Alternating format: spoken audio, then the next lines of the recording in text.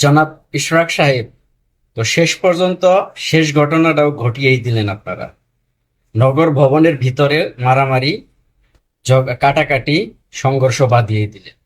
প্রশাসনিক একটা প্রতিষ্ঠান যেটার ভিতরে সবসময় আইন শৃঙ্খলা থাকবে, সেইটার ভিতরেও এই কাহিনীটা ঘটিয়ে দিলেন।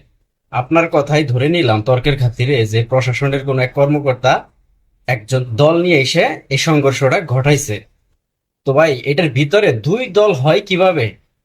প্রশাসনিক কর্মকর্তা তারা এটার ভিতরে থাকবে, ঠিক আছে, মানা যায়, কারণ তারা প্রশাসনিক কর্মকর্তা, তাদের কাজই ওটার ভিতরে।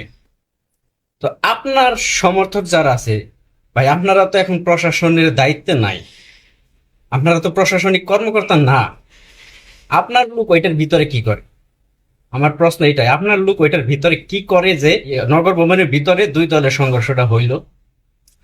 আর আপনি যে বললেন যে আপনাদের উপর দায় চাপিয়ে দেওয়া হয়েছে তারা ঘটিয়ে, আরে ভাই ধরেই নিলাম তারাই ঘটাইলো, তো দায় চাপানোর সুযোগটা আপনারাই তো করে দিলেন। আপনারা ওইটার ভিতরে গেলেন কি জন্য? আপনাদের যে সমর্থক যারা আছে তারা এটার ভিতরে কি করে, কি জন্য, তাদের কাজ কি ছিল এখানে?